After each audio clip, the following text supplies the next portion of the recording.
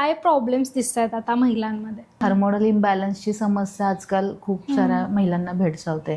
समस्या यायला सुरुवात नेमकी कुठून होते? जे सप्तधातू आहेत म्हणजे 7 एलिमेंट जे आहे ज्याच्यावरती आपलं शरीर चालतंय, तर मग ते जर बिघडले, रात्रीची पुरेशी झोप घेणं, पिझ्झा बर्गर खाताय जे ऑलरेडी पचायला खूप वेळ लागतोय, मला वाटतं क्वचितच असेल तर कोणाचे 3 तास. केस गळतायत तर मला ते लगेचच थांबवायचे. रूपम आहार संभवम सगळंच आपल्याला सूट होईल असं नाहीये. नॉर्मल डिलिव्हरीसाठी काही उपाय आहेत का? त्या वेळची आईची आणि बाळाची कंडिशन काय आहे? आपण इक्वॅलिटीच्या खूप गप्पा मारतो. आजही स्त्री आणि पुरुष यांच्यातल्या काही सीमा म्हणूया किंवा जबाबदाऱ्या वेगळ्या वेगळ्याच आहेत. इक्वॅलिटीच्या गप्पा मारत असलो आपण तरी पण ही फक्त घराच्या दाराच्या बाहेरच आहे. स्त्रियांना आजही घरात आलं की घरातली कामं करावी लागतात.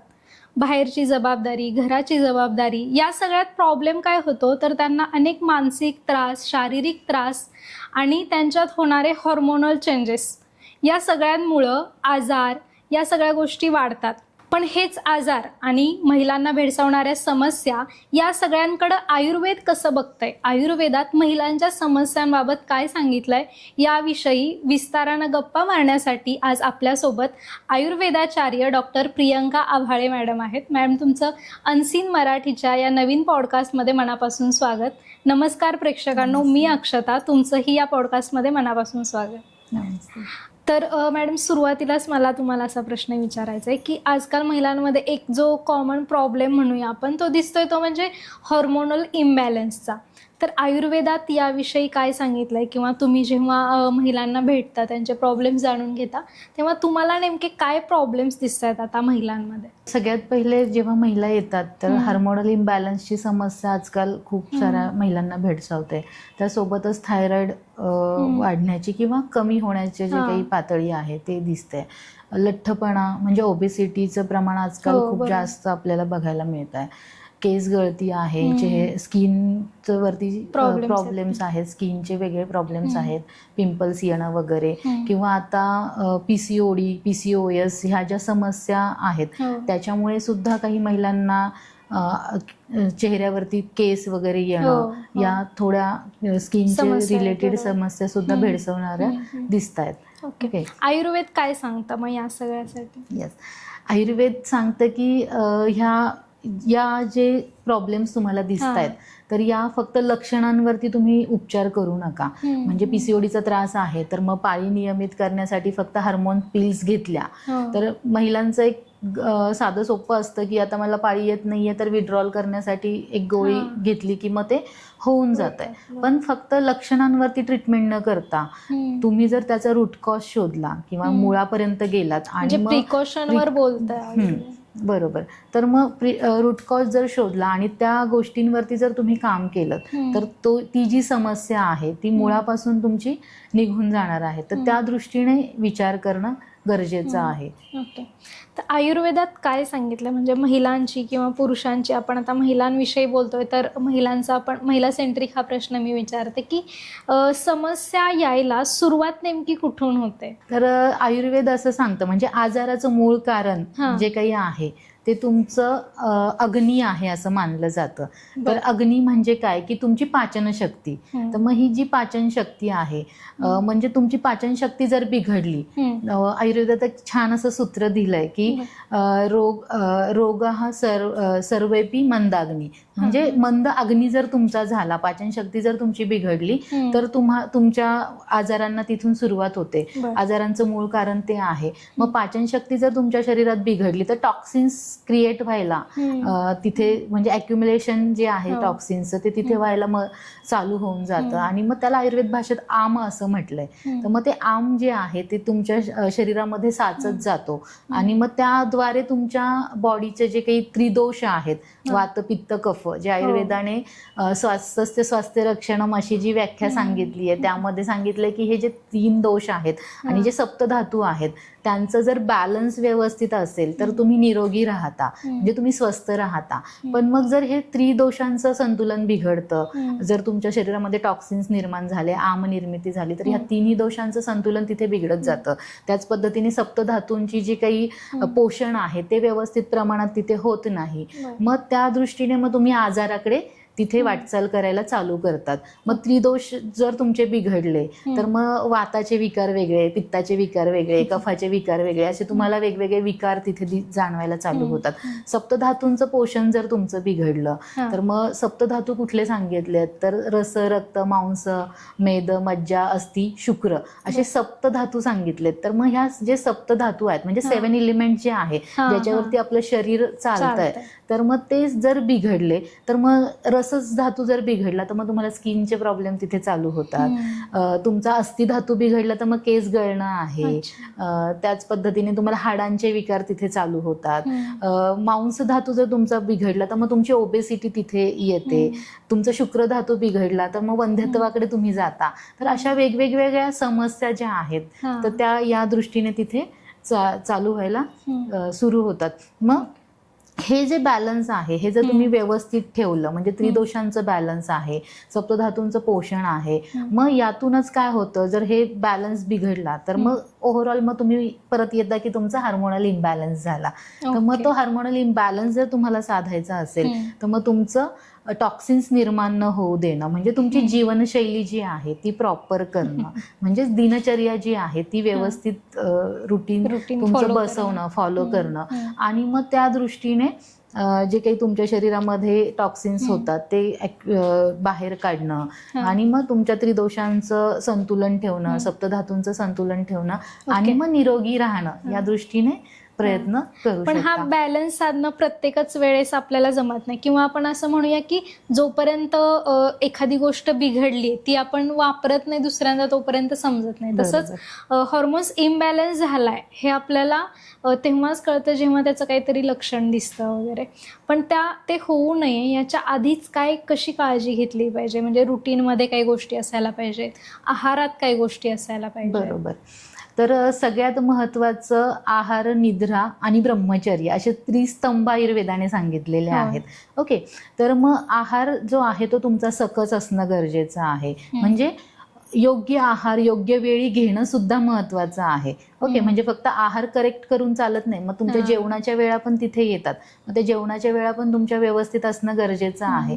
जसं बाहेरचं आपलं घड्याळ आहे तसं शरीराचं सुद्धा एक घड्याळ आहे ज्याला आपण बायोलॉजिकल क्लॉक असं म्हणतो. मग ते बायोलॉजिकल क्लॉक जर तुमचं व्यवस्थित सुरू ठेवायचं असेल तर मग त्याचं जे काही गोष्टी आहेत म्हणजे आहार आहे, तुमची झोप आहे ती प्रॉपर होणं गरजेचं आहे. म्हणजे रात्री लवकर झोपणं, सकाळी लवकर उठणं, 8 तासांची व्यवस्थित झोप घेणं ह्या गोष्टी सुद्धा तिथे गरजेच्या आहेत. मग ब्रह्मचर्याच्या बाबतीत असं म्हणूया की सगळ्याच बाबतींमध्ये तर मग आता स्क्रीन टाईम आपला खूप जास्त होतो तर मग त्या बाबतीत पण आपण म्हणूया की माइंड जर तुमचं स्टेबल ठेवायचं असेल तर तिथे तो कमी करणं गरजेचं आहे.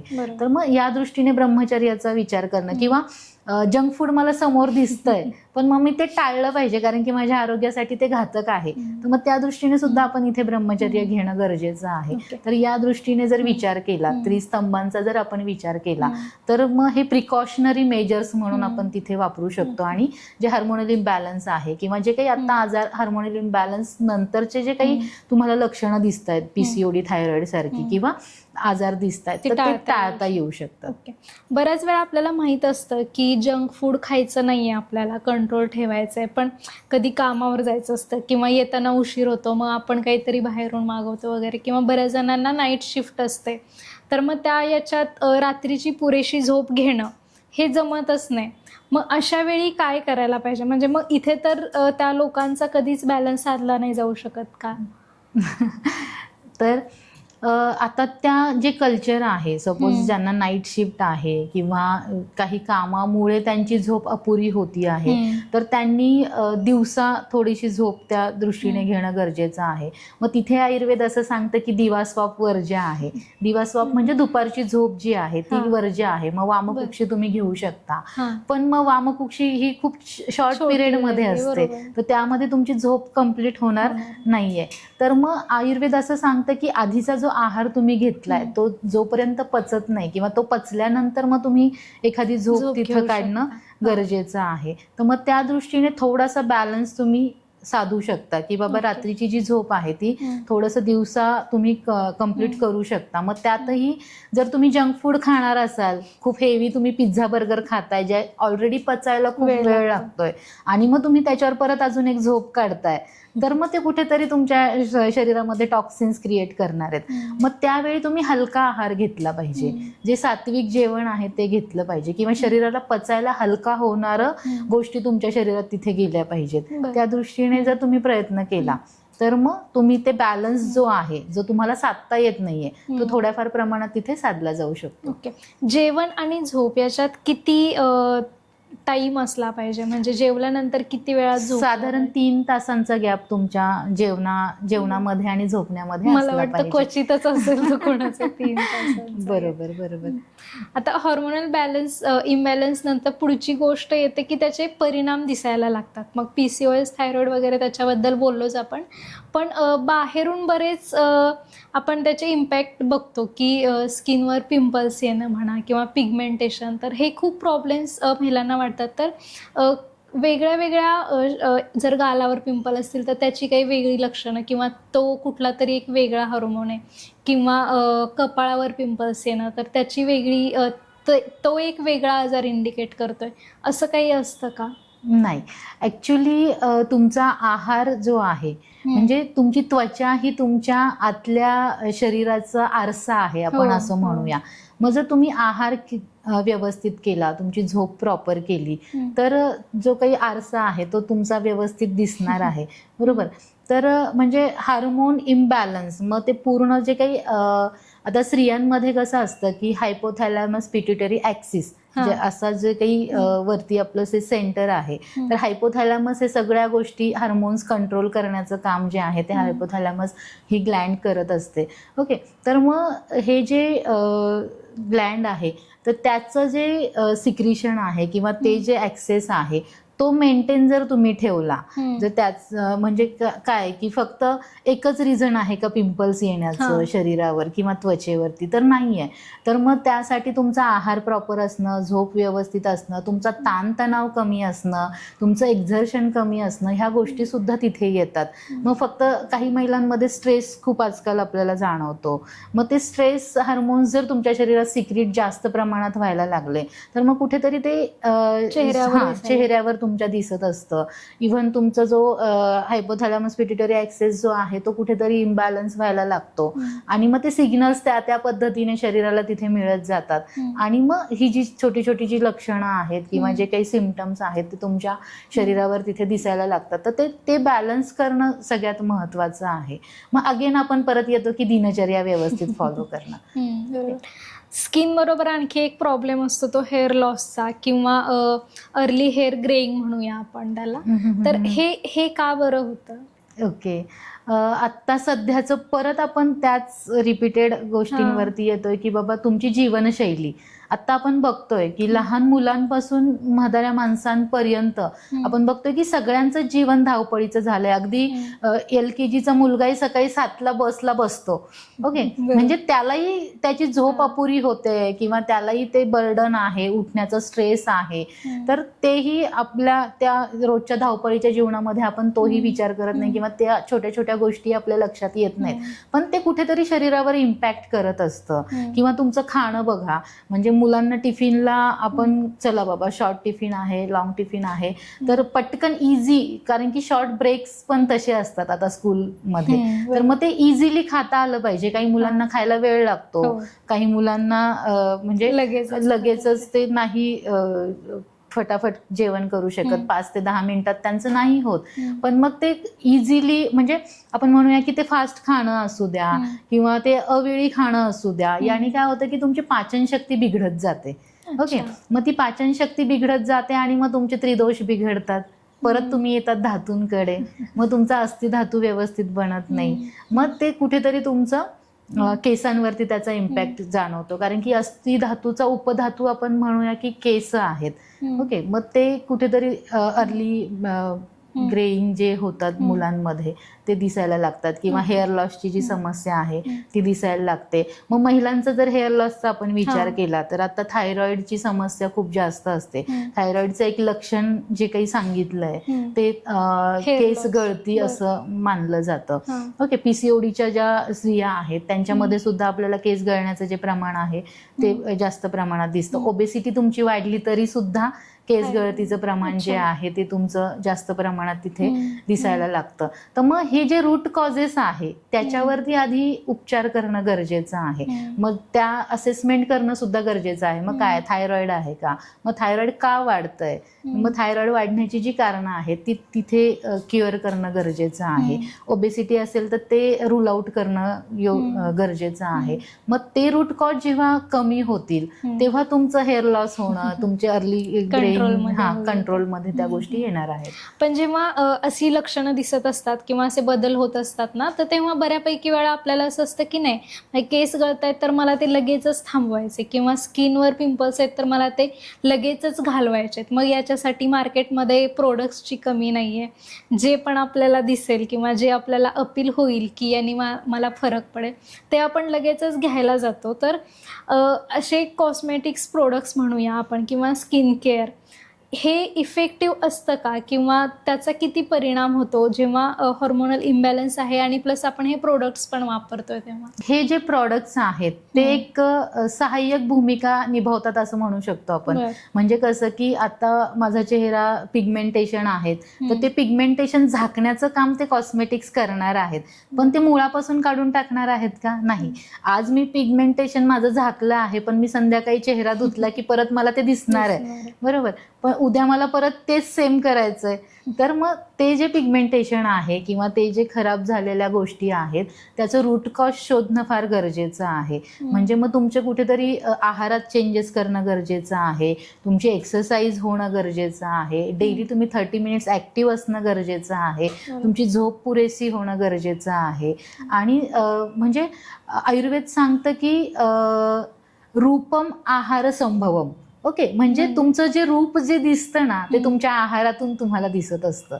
बरं, मग ते आहार जर तुम्ही प्रॉपर केला, म्हणजे सात्विक आहार जर तुम्ही व्यवस्थित घेतला, म्हणजे तुमची प्रथिनांची मात्रा, तुमची कॅल्शियमची मात्रा, तुमचे कर्बोदके जे आहेत ते सगळे किंवा प्रथिने जे आहेत ते व्यवस्थित प्रमाणात जर तुम्ही आहारात समावेश त्याचा केला तर मग ते जे काही गोष्टी तुमच्या शरीरात मध्ये बॅलन्स व्हायला चालू होते आणि मग त्यातून तुमची त्वचा नितळ व्हायला चालू होते.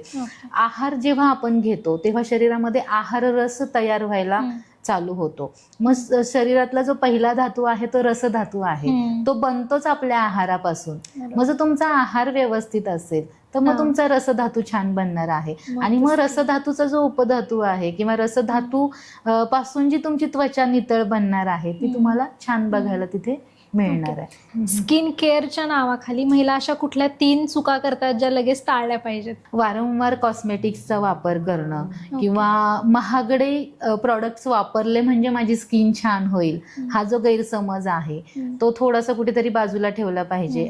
प्रत्येकच प्रॉडक्ट तुम्हाला सूट होईल किंवा प्रत्येकच महागडं प्रॉडक्ट तुम्हाला तेवढा रिझल्ट देईल असं नाहीये. कारण की तुमच्या प्रकृतीनुसार तुमची स्किन बनणं किंवा तुमच्या शरीरातले घटक बनणं ह्या गोष्टी तिथे होत असतात. मग जर तुमच्या प्रकृतीनुसार जर तुम्ही काही गोष्टी केल्यात, ट्रीटमेंट बेस म्हणा किंवा त्या दृष्टीने जर तुम्ही काही प्रॉडक्ट्स वापरायला चालू केलं तर मात्र तिथे तुम्हाला फायदा होऊ शकतो. तर त्या गोष्टी थोडंसं टाळणं गरजेचं आहे. आता स्किनचं सांगितलं तसं केसांच्या बाबतीत पण अशा कुठल्या चुका होतात? मग ते प्रोडक्ट्स वापरण्यात असेल किंवा नंतर काळजी घेण्यातल्या असतील? ओके, बऱ्याच महिलांना सवय असते हेअर ड्रायर वापरण्याची. अति हिटिंग जे आहे केसांचं ते केलं जातं. त्यानंतर तेल जे आहे ते वारंवार तेलाचा ब्रँड बदलला जातो किंवा तेल चेंज केलं म्हणजे माझ्या केसांची वाढ छान होईल असं त्यांना वाटतं किंवा माझे केस तो समज असतो. किंवा वारंवार शॅम्पू बदलले जातात, हेअर सिरम्स बदलले जातात. तर मग त्यामुळे काय होतं की फक्त वरच्यावर म्हणजे बाह्य उपचारांमध्ये ह्या गोष्टी सगळ्या जातात. मग जेव्हा तुम्ही आतून त्या गोष्टीवरती उपचार करता तेव्हा मात्र तुमचं मुळापासून ते कारण जे आहे ते काढलं जातं आणि मग ते प्रॉब्लेम सॉल्व्ह होण्यासाठी मदत होते. ऑइलिंग हा एक डिबेटचा मुद्दा आहे. म्हणजे काही काही जण म्हणतात की तेल हे रेग्युलर, केसांना ऑइलिंग हे रेग्युलर केलं पाहिजे, पण काही जणांचं असं असतं की नाही, ऑइलिंगमुळे डॅन्ड्रफ वाढतो किंवा ड्रायनेस पण वाढतो. तर हे मिथ आहे की म्हणजे या दोन्हीतलं काय खरं आहे? ॲक्च्युली मीथ असं नाही म्हणता येणार. हां. जसं आयुर्वेद या गोष्टीचा विचार अशा पद्धतीने करतं की प्रकृती परीक्षण करणं तिथे गरजेचं असतं. मग प्रकृती परीक्षण म्हणजे काय, की तुमची डिटेल हिस्ट्री घेणं गरजेचं आहे. मग तुमच्या जीवनशैलीपासून तुम्हाला ताणतणाव किती आहे, तुमची झोप कशी आहे, तुमच्या रेग्युलर ॲक्टिव्हिटीज कशा आहेत, ह्या सगळ्या गोष्टींचा विचार करून तुमचं आता शारीरिक बल कसं आहे, तुमचं फिजिकल हेल्थ कशी आहे, तुमची नाडी काय सांगते आहे, मग त्यावरून तुमचं प्रकृती परीक्षण तिथं केलं जातं. मग प्रकृती 3 प्रकारच्या मानल्या गेलेल्या आहेत. वात आहे, पित्त आहे, कफ आहे. मग वात प्रकृतीच्या माणसाच्या केसांच्या समस्या वेगळ्या जाणवतात, पित्त प्रकृतीच्या माणसाच्या केसांच्या समस्या वेगळ्या जाणवतात. अगेन कफच्या जे पर्सन आहे त्याला केसांच्या समस्या वेगळ्या जाणवतात. मग त्या प्रकृतीनुसार जर तुम्ही डायग्नोसिस केलं, जर त्या दृष्टीने असेसमेंट केली आणि मग त्या प्रकृतीनुसार जर तुम्ही त्या माणसाची लाईन ऑफ ट्रीटमेंट केली किंवा त्याची जीवनशैली बदलली, तर मग तिथे तुम्हाला रिझल्ट बघायला मिळतो. म्हणजे आजकाल आपण कुठला पण प्रॉब्लेम असू द्या, टेक्निकल असू द्या नाही तर शारीरिक प्रॉब्लेम असू द्या, उत्तर शोधायला सोशल मीडियावर जातो. तर तिथं सांगितलेलं सगळंच आपल्याला सूट होईल असं नाहीये. आता तसंच सोशल मीडियावर आणखी एक गोष्ट सतत जाणवते, ते म्हणजे वेगळे वेगळे डिटॉक्स ड्रिंक्स असतील किंवा काढे सांगितले जातात किंवा ठराविक व्यायाम सांगितले जातात. तर याच्याबद्दल काय वाटतं तुम्हाला? खूप छान प्रश्न आहे हा. मला या माध्यमातून लोकांना सांगायला आवडेल की प्रत्येकच सोशल मीडियावर दाखवली जाणारी गोष्ट आपल्यासाठीच लागू होईल असं नसतं. जसं मी आता म्हणाले की प्रकृती परीक्षण करणं गरजेचं आहे. प्रत्येकाची प्रकृती डिफरंट आहे, प्रत्येकाचं शारीरिक बल वेगळं आहे, प्रत्येकाचं शारीरिक जी स्ट्रेंथ आहे किंवा मानसिक बल वेगळं आहे. तर मग ह्या सगळ्यांचा विचार करून जर तुम्ही त्या पद्धतीने उपचार केले तर त्याचा रिझल्ट जो आहे तो छान प्रकारे बघायला मिळतो. डिटॉक्स ड्रिंक्स जे आहेत ते प्रत्येकाला सेम लागू होतील असं नाहीये.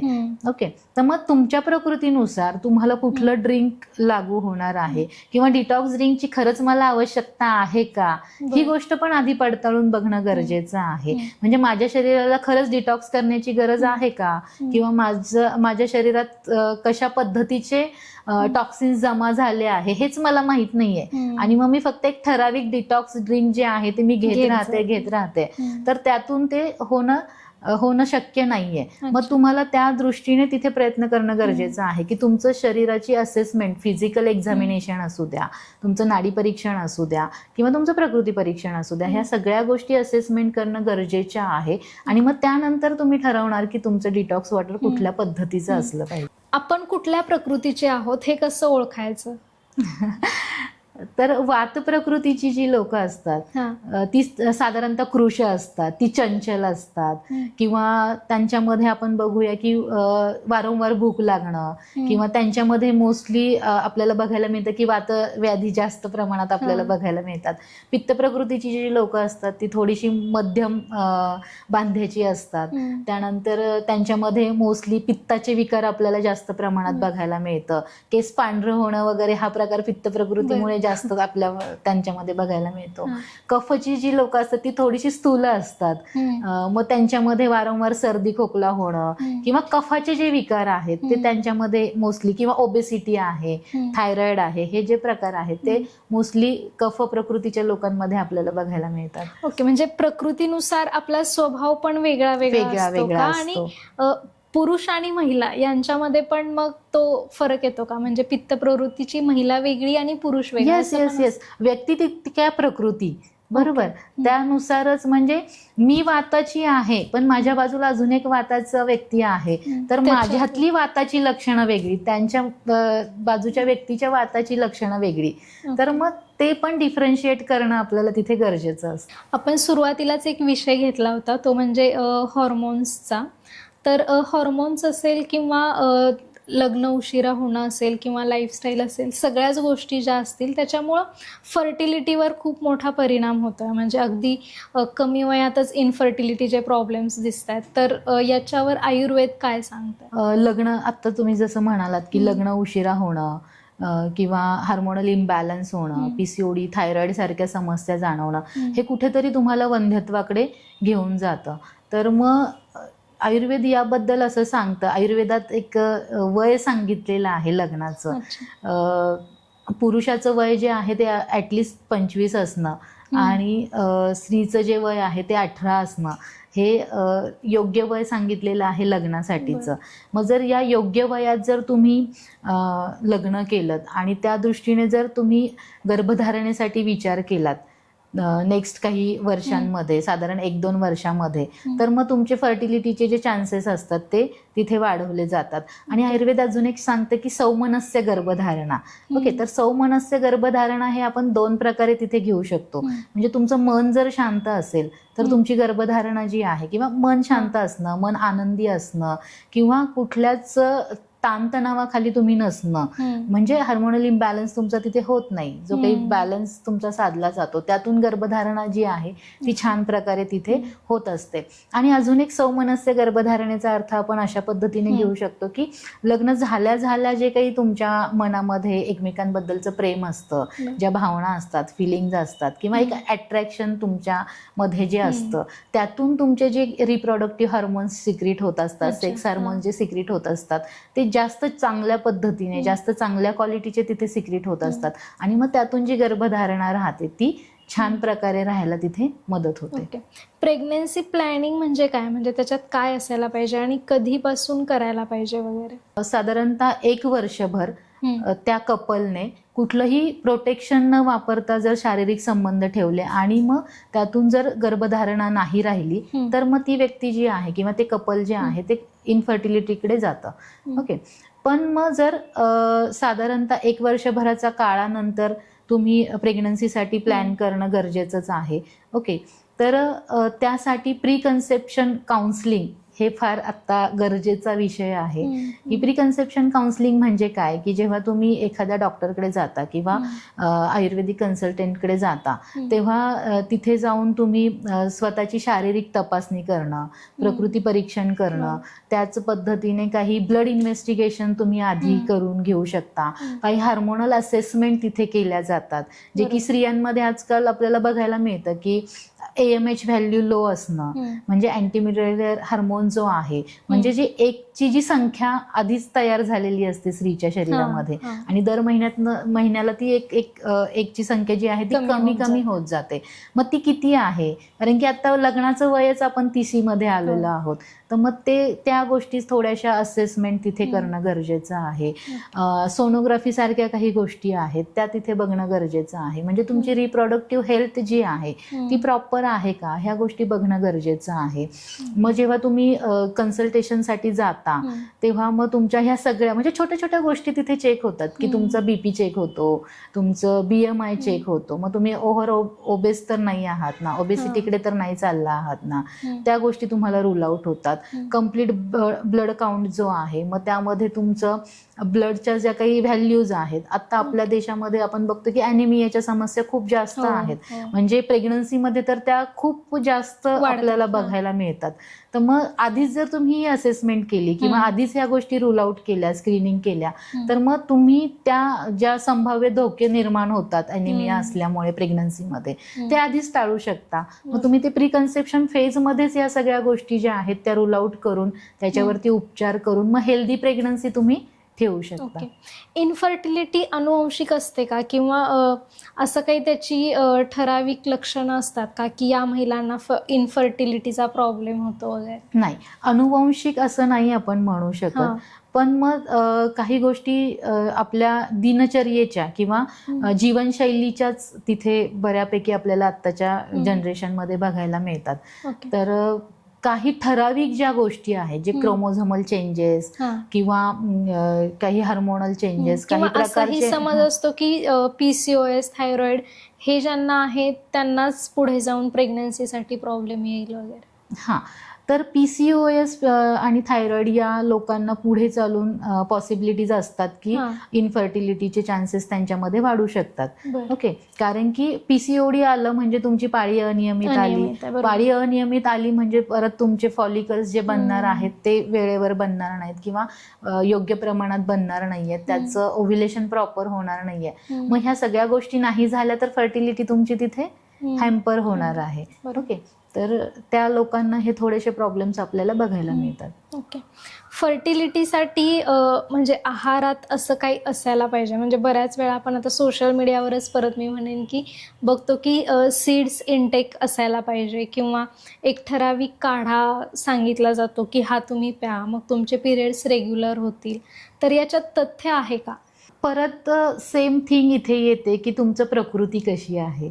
मग PCODचे प्रकारमध्ये पण आपण बघू शकतो की ओबेज PCOD वेगळा आहे, लीन PCOD वेगळा आहे, म्हणजे लठ्ठ महिलेला होणारा PCOD वेगळा आहे, कृश महिलेला होणारा PCOD वेगळा आहे. मग त्याचं डिफरन्शिएट तिथं होणं फार गरजेचं आहे. म्हणजे अंदाजे कुठलाही काढा किंवा कुठलंही प्रॉडक्ट किंवा आयुर्वेदिक किंवा कुठल्याही प्रकारचे हार्मोन जे पिल्स आहेत ते घेणं योग्य नाहीये. तर मग त्यासाठी तुम्ही कुठल्या तरी कन्सल्टेशन याच्यामध्ये जाऊन तुम्ही ते रूल आउट करणं फार गरजेचं आहे त्या गोष्टी, आणि मग त्या दृष्टीने तुमची लाईन ऑफ ट्रीटमेंट ठरवणं गरजेचं आहे. ओके, इनफर्टिलिटी रिव्हर्सिबल असते तर मग कुठल्या स्टेजपर्यंत ती रिव्हर्सिबल असते किंवा इनफर्टिलिटी कन्वर्ट होण्याच्या आधीची जी फेज आहे तर तिथे काय काळजी घ्यायला पाहिजे किंवा इनफर्टिलिटीचा प्रॉब्लेम आपल्याला येऊ शकतो तर तेव्हा काय काळजी घेतली पाहिजे? सगळ्यात महत्त्वाचं म्हणजे जसं मी म्हटलं की अर्ली मॅरेज, म्हणजे तुमचं लग्नाचं वय निघून न जाऊ देणं. ओके, म्हणजे योग्य वेळेत लग्न करणं, तुमचा आहार म्हणजे ओव्हरऑल तुमची जीवनशैली जी आहे ती व्यवस्थित करणं, ह्या ज्या गोष्टी आहेत त्या जर व्यवस्थित फॉलो केल्या तर मग तुमचे फर्टिलिटीचे जे चान्सेस आहेत ते तिथे वाढू शकतात. आता इनफर्टिलिटीला पर्याय म्हणूया आपण किंवा प्रेग्नेन्सीमध्ये बऱ्याच वेळा IVFकडे जाण्याचा लोकांचा कल वाढलाय किंवा IVFचं प्रमाण वाढलंय, तर त्याबद्दल आयुर्वेद काय सांगतंय? जी कारणं अशी आहेत की ज्याला IVF शिवाय पर्यायच नाही आहे, मग त्या ठिकाणी IVFकडे जरूर जा. पण मग त्याआधी म्हणजे आयुर्वेद IVF ला सुद्धा एक आपण म्हणूया की मदत होऊ शकते आयुर्वेदाची. त्याच्यात आयुर्वेदाची भूमिका जी आहे, जर तुम्हाला IVF करायचं आहे, IVF मध्ये जेव्हा तुम्हाला एम्ब्रिओ ट्रान्सप्लांट करायचा असतो, ओके, मग एम्ब्रिओ ट्रान्सप्लांटेशन नंतर सुद्धा त्याचे फेल्युअरचे चान्सेस जे आहेत ते खूप जास्त आपल्याला बघायला मिळतात. मग IVF साठी सुद्धा तुमचं शरीर तयार असणं फार गरजेचं आहे किंवा तुमची रिप्रोडक्टिव्ह हेल्थ जी आहे ती प्रॉपर असणं गरजेचं आहे. मग आयुर्वेद इथे बीजसंस्कार किंवा बीजशुद्धी या दृष्टीने त्या याच्याकडे बघतं. किंवा बीजशुद्धी जर तुम्ही केली किंवा बीजसंस्कार जर तुम्ही केले तर मग तुमचं शरीर जे आहे ते IVF साठी तिथे तयार होऊ शकतं. तर बीजशुद्धी म्हणजे काय की तुमच्या ओव्हरऑल बॉडीचं डिटॉक्सिफिकेशन तिथे केलं जातं. म्हणजे तुमचं फिजिकलच शुद्धी तिथे होते असं नाहीये, तुमची मनाचीही शुद्धी तिथे केली जाते. मग तुमचं जीवनशैली जेव्हा तुम्ही बीजशुद्धी करता तेव्हा तुमचा आहार प्रॉपर केला जातो, तुमचं मन शांत केलं जातं, त्याच पद्धतीने तुमचं जे काही झोप आहे, स्ट्रेस जो आहे तो तिथे कमी केला जातो. आणि मग तुमचं शरीर जे आहे ते IVFच्या दृष्टीने किंवा इम्प्लांटेशनच्या दृष्टीने तिथे बनवलं जातं आणि मग त्यातून जे काही इम्प्लांटेशन होतात ते सक्सेसफुल आपल्याला बघायला मिळतात. ओके, आपण हॉर्मोन्स पासून IVF पर्यंतचं बोललो सगळं, पण एका स्त्रीच्या आयुष्यात एक महत्त्वाचा पार्ट असतो किंवा एक टर्निंग पॉईंट म्हणूया आपण, तो प्रेग्नन्सीचा. मग प्रेग्नन्सी म्हटलं की त्याच्या सोबतच जोडून येतं गर्भसंस्कार. आता गर्भसंस्कार, प्रेग्नेन्सी या संदर्भात तुम्हाला म्हणजे तुमचं मत काय आहे किंवा आता मॉडर्न जे पॅरेंटिंग आहे त्याच्यात गर्भसंस्कारचा पार्ट कसा इन्क्लूड होतो? नक्कीच, प्रेग्नन्सी राहिल्यानंतर गर्भसंस्कार जर आपण केले तर नक्कीच आपल्याला जे काही बेबी मिळतं ते छान हेल्दी आणि म्हणजे असं म्हटलं जातं की 80% जे संस्कार आहेत ते आईच्या गर्भातच केले जातात. ओके, म्हणजे बाळावरती जे तुम्हाला कसं बेबी पाहिजे आहे, कशा पद्धतीने पाहिजे आहे, हे सगळं जे काही आहे ते तुम्ही गर्भात असतानाच त्या गोष्टी करू शकता. तर म्हणजे गर्भसंस्कार म्हणजे फक्त काहीतरी पुस्तकं वाचणं किंवा कुठले तरी म्युझिक्स ऐकणं असं नाहीये. तर आयुर्वेद याला गर्भिणी परिचर्या या नावाने संबोधतं. तर मग गर्भिणी परिचर्या म्हणजे काय, की तुमचा आहार, तुमचं डेली रुटीन, त्या 9 महिन्यांच्या काळामध्ये तुम्ही कशा पद्धतीने राहताय, म्हणजे तुमच्या विचार कसे आहेत, इथपर्यंत त्याचा इम्पॅक्ट जो आहे तो होत असतो. मग त्या दिवसांमध्ये आयुर्वेदाने एक ठराविक आहार सांगितलेला आहे. त्या दिवसांमध्ये गर्भिणीने कशा पद्धतीचा विचार केला पाहिजे, कशा पद्धतीचे फिजिकल रेजिमेंट्स तिने केले पाहिजे, ह्या सगळ्या गोष्टी तिथे सांगितलेल्या आहेत. मग आयुर्वेद म्हणतं की पंचमे मनहा, म्हणजे बाळाचं मन जे आहे ते 5व्या महिन्यामध्ये तयार होतं. तर मग त्या दृष्टीने म्हणजे ते इमोशन्स बाळामध्ये जर घालायचे असतील तर मग गर्भसंस्कार तिथे छान झाले आपल्याला किंवा फायदा त्या गर्भसंस्कारांचा छान होतो. मग त्या दृष्टीने इमोशनल काही गोष्टी, काही ऍक्टिव्हिटीज तुम्ही त्या दिवसांमध्ये करू शकता. षष्टे बुद्धी ही असं म्हटलं जातं, म्हणजे बाळाच्या बुद्धीचा विकास जो आहे आईच्या पोटामध्ये असताना 6व्या महिन्यामध्ये होतो. मग जर तुम्ही त्या पद्धतीच्या काही गोष्टी जर केल्या, मग आता सिंपल गोष्टी असतात की ब्रेन जिम आहे किंवा काही मॅथ्सचे काही प्रॉब्लेम सॉल्व्ह करणं किंवा सुडोकू सारखे गोष्टी आहेत. काही पुस्तकं तुम्ही त्या दिवसांमध्ये सपोज वाचू शकता किंवा काही महान लोकांचे चरित्र जे आहेत ते तुम्ही आत्मसात करू शकतात. तर मग या दृष्टीने जर तुम्ही प्रयत्न केला तर त्या दृष्टीने बाळ घडणार आहे. तर गर्भसंस्कारांचा 100% रोल जो आहे तो खूप छान पद्धतीने प्रेग्नन्सीमध्ये आपल्याला बघायला मिळतो. आणि डॉक्टर विष्णू मानेंचं जे गर्भसंस्कार चॅलेंज आहे, म्हणजे माझ्या पाहण्यातलं असं छान असं जे गर्भसंस्कार क्लास जो आपण म्हणूया, कोर्स जो आपण म्हणूया, तो मी बघितला. म्हणजे कसं असतं की प्रत्येकच गोष्ट आपण स्वतःच करू शकत नाहीये. तर मग त्यासाठी एखादी सिस्टीम असणं फार गरजेचं आहे, कोणाची तरी मदत असणं गरजेचं आहे. आता मला माहिती आहे की प्रेग्नन्सीमध्ये योगा करणं गरजेचं आहे, प्रेग्नन्सीमध्ये योग्य आहार घेणं गरजेचं आहे. पण माझ्या डेली रुटीन मधून मला तो वेळच मिळत नाहीये किंवा मी ते करूच शकत नाहीये. पण मग तिथे ती सिस्टीम अशा पद्धतीने काम करतेय की ती तुम्हाला वारंवार कॉल करतेय किंवा वारंवार तुम्हाला त्या गोष्टींची आठवण करून तुमच्याकडून करवून घेतेय. तर मग ते जे आहे त्यातून खूप छान असे ट्रिमेंडस रिझल्ट्स आपल्याला बघायला मिळतात. ओके. प्रेग्नन्सीमध्ये कुठली अशी चूक सर्रास होतीये महिलांकडून आता जी टाळली गेली पाहिजे? सोशल मीडियाचा खूप जास्त वापर जो आहे तो थोडासा टाळला गेला पाहिजे. कारण की तो स्क्रीनचा जो इफेक्ट आहे तो डिरेक्टली किंवा तुम्ही काय कंटेंट बघताय हे तुमच्या विचारांमध्ये जात आहे आणि तो जो इनडिरेक्टली इफेक्ट जो आहे तो तुमच्या बाळावरती तिथे होतोय. तर ती एक गोष्ट थोडीशी टाळली गेली पाहिजे. आता आणखी एक गोष्ट जास्त प्रकर्षाने जाणवते ती म्हणजे सी सेक्शन डिलिव्हरीज. तर हे प्रमाण का वाढलंय किंवा आयुर्वेदात नॉर्मल डिलिव्हरीसाठी काही उपाय आहेत का किंवा आधीच काळजी घेण्यासारखे काही असे पर्याय आहेत का? आयुर्वेद सांगतं की तुम्ही जी ही गर्भिणी परिचर्या आहे, 9 महिने 9 दिवसांची जी गर्भिणी परिचर्या आहे ती जर योग्य प्रमाणात किंवा योग्य पद्धतीने जर फॉलो केली तर मग तुमचे जे गर्भ किंवा प्रसूतीची जी गोष्ट आहे ती नॉर्मल होण्यासाठी मदत करते. इव्हन आयुर्वेदात काही म्हणजे जसं मी मगाशी म्हणाले की आयुर्वेदामध्ये गर्भिणीसाठीचा आहार जो आहे तो वेगळा सांगितलेला आहे किंवा तिने प्रत्येक महिन्यामध्ये कशा पद्धतीने राहिलं पाहिजे, फिजिकल रेजिमेंट्स तिचे कसे असले पाहिजे हे सुद्धा खूप छान पद्धतीने तिथे सांगितले गेलेले आहेत.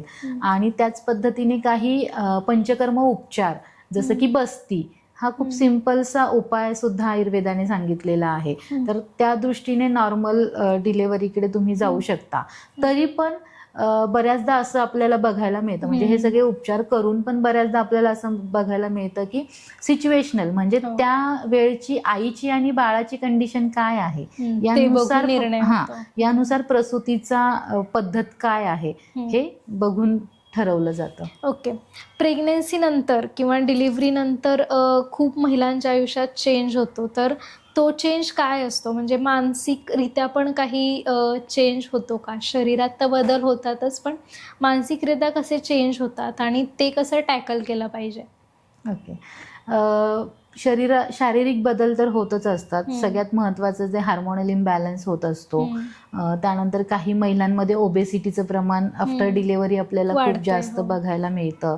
मग त्या दिवसांमध्ये आईची झोप ही पुरेशी होत नसते. तिला सतत बाळाची चिंता लागून राहिलेली असते, किंवा अगेन ते 2-2 तासांनी फिडिंग करणं गरजेचं असतं, किंवा आपल्यापेक्षा जास्त गरज आता आपल्याला बाळाची केअर घेण्याची आहे. तर मग त्या दृष्टीने बघितलं जातं आणि मग स्वतःकडे थोडंसं दुर्लक्ष तिथे केलं जातं.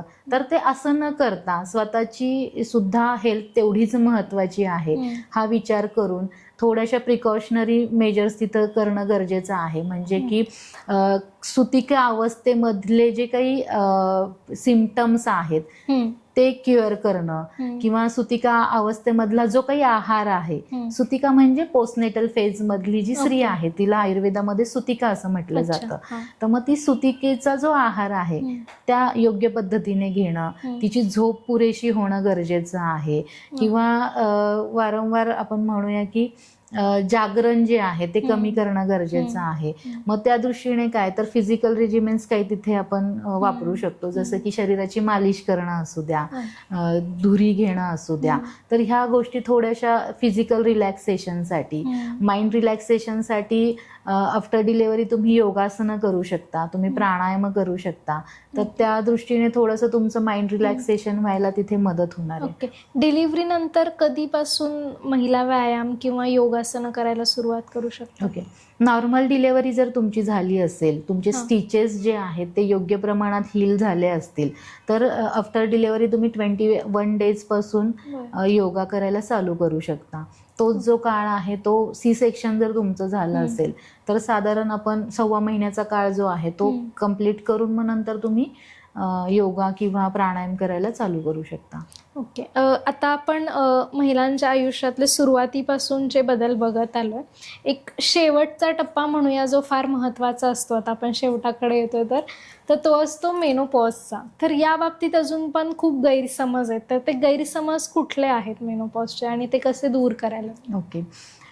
महिलांना सगळ्यात महत्त्वाचं सांगायचं की मेनोपॉज हा आजार नाही आहे, तो तुमच्या जीवनशैलीचा किंवा तुमच्या जीवनाचा एक टप्पा आहे किंवा भाग आहे. आता जेव्हा मेनोपॉजकडे जाता तेव्हा तुमचे शारीरिक काही तपासण्या करणं गरजेच्या आहेत, जसं की हार्मोनल बॅलन्सच्या ज्या काही टेस्ट असतात किंवा हार्मोनल असेसमेंट ज्या काही असतात त्या करणं गरजेचं आहे.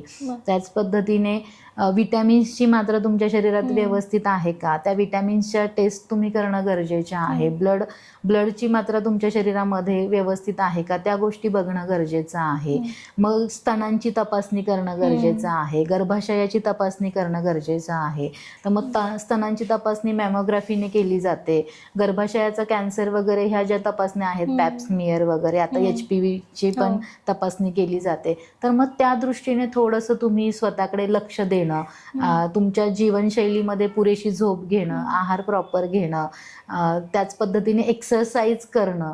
म्हणजे आता बऱ्याचदा असं होतं की आता माझं मेनोपॉज आलंय किंवा मी थकली आहे किंवा आता मी व्यायाम केला तर कुठेतरी माझे थकवा येतो किंवा माझे हाडं तेवढी मजबूत नाहीये.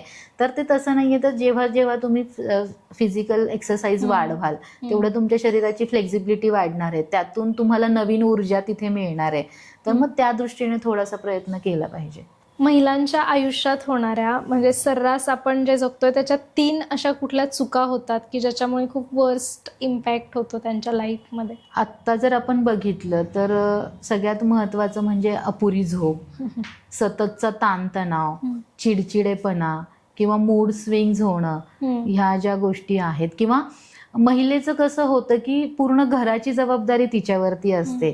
मग मुलांचं जेवण होऊ देत, नवऱ्याचं जेवण होऊ देत किंवा सासू सासऱ्यांच्या काही औषधांच्या वेळा त्या पाळू देत, त्यांच्या जेवणाच्या वेळा पाळू देत, पण मग स्वतःची जेवणाची वेळ ती विसरून जाते. मग अवेळी जेवण करणं, ह्या सगळ्या गोष्टींमुळे तिचे कुठेतरी शरीरामध्ये काही वेगळ्या प्रकारची लक्षणं तिथे सुरुवात होते. मग 3 गोष्टी प्रायोरिटीने केल्या पाहिजेत अशा कुठल्या असतील मग त्या? मग सगळ्यात महत्त्वाचं म्हणजे आहार व्यवस्थित घेणं, झोप पुरेशी घेणं आणि तणाव फ्री जगणं आणि अजून एक तणाव फ्री जगण्यासाठी मग तुम्ही एक्सरसाइज किंवा डेली 30 मिनिट ऍक्टिव्ह राहणं हे फार गरजेचं आहे. ओके. आता आपण एक छोटासा रॅपिड फायर घेऊया. एक सुपर फूड काय असेल महिलांसाठी? छान असं गाईचं साजूक तूप हे खूप छान काम करतं. तुपाच्या बाबतीत असं एक म्हटलं जातं की जसं वास्तुदेवता किंवा वास्तुदेवता तुमच्या घरामध्ये असताना तथास्तू असं म्हणते आपण जे काही करतो त्यासाठी, तसं तूप शरीरात गेल्यावर तथास्तू असं म्हणत असतं. म्हणजे प्रत्येक गोष्टीला म्हणजे प्रत्येक आजारावरती तूप काम करतं, असं औषधाचं काम करतं. एक हेल्थ मिथ काय आहे महिलांमध्ये की त्यांना असं वाटतं की नाही हे माझ्यासाठी हेल्दी असेल पण ते ऍक्च्युली अनहेल्दी आहे? आत्ता जे क्रॉस डायटिंगचं प्रमाण वाढलंय किंवा महिलांना वाटतं की मी बारीक असले म्हणजे मी हेल्दी आहे. ओके, तर तसं नाहीये. म्हणजे बारीक असणं म्हणजे हेल्थ नाहीये. जर तुमचं बारीक असूनही जर तुम्हाला पीसीओडीचा त्रास होतोय, बारीक असूनही जर तुम्हाला थायरॉइडचा त्रास होतोय, तर मग तुम्ही हेल्दी नाही आहात. ओके, म्हणजे तुम्ही जर निरोगी असाल किंवा तुम्हाला कुठल्याच प्रकारचा आजार नाहीये तर तुम्ही हेल्दी आहात. ओके. प्रत्येक महिलेने करायला हवी म्हणजे 6 महिन्यांनी असेल, वर्षांनी असेल, तर अशी एक कुठली टेस्ट आहे किंवा चाचणी आहे आपण म्हणू शकतो? प्रत्येक महिलेनी करावी अशी थायरॉइडची एक टेस्ट आहे किंवा टप्प्यानुसार जर आपण बघितलं तर मग 30-40 नंतर पॅप्समियर किंवा गर्भाशयाची चाचणी, स्तनांची चाचणी जे मी बोलले ते करणं गरजेचं आहे. ओके. आता शेवटचा एक प्रश्न, ज्या महिला आपला हा पॉडकास्ट बघताय त्यांच्यासाठी एक मेसेज किंवा आयुर्वेद त्यांच्यासाठी कसं हेल्पफुल आहे? स्वतःच्या शरीराची काळजी घेणं हा स्वार्थ नाहीये, तो कुठेतरी तुमच्या कुटुंबाचा निरोगी जीवनाचा पाया असू शकतो. ओके, त्यामुळे स्वतःच्या हेल्थकडे लक्ष देणं आधी प्रायोरिटीवरती ठेवा. आणि जसं आयुर्वेदात जे त्रिस्तंभ सांगितले आहेत, आहार, निद्रा आणि ब्रह्मचर्य, हे पाळण्याचा पुरेपूर प्रयत्न करा आणि त्या दृष्टीने तुमच्या जीवनशैलीमध्ये छान असा बदल करा आणि हेल्दी निरोगी राहा. खरं तर आपलं आयुर्वेद इतकं व्यापक आहे किंवा आपण असं म्हणूया की पुढं काय गोष्टी होणार आहेत, होऊ शकतात, त्याच्यासाठी आधीच काय काळजी घ्यायला पाहिजे, लाईफस्टाईल कशी असायला पाहिजे, हे सगळं सांगितलेलं आहे आपल्याला ऑलरेडी. पण आपण कुठंतरी ते विसरून गेलो आहे किंवा बाहेरचं सप्लिमेंट्स असतील, गोळ्या असतील, हे घेतोय आपण आणि मग नंतर त्याचे वर्स्ट इफेक्ट आपल्यावरच होत आहेत. पण आज आयुर्वेद आणि त्याचा महिलांच्या आयुष्यात कसा परिणाम चांगल्या प्रकारे होऊ शकतो ते आपण सविस्तरपणे गप्पा मारल्या त्याच्याबद्दल. जर आणखीन महिलांना असं काही स्पेसिफिक विषयावर आयुर्वेद कसं हेल्पफुल ठरू शकतं हे जाणून घ्यायचं असेल किंवा त्या संदर्भात काही प्रश्न असतील तर नक्कीच आम्हाला कमेंट सेक्शनमध्ये लिहून सांगा. ते आपण आणखी एखादा पॉडकास्ट मॅडमसोबत करूया. हा पॉडकास्ट कसा वाटला ते पण कमेंटमध्ये सांगा. मॅम, तुम्ही आलात आणि वेळ दिलात त्याबद्दल खूप आभार तुमचे. आणि अनसीन मराठीच्या चॅनलला सबस्क्राईब करायला विसरू नका. धन्यवाद.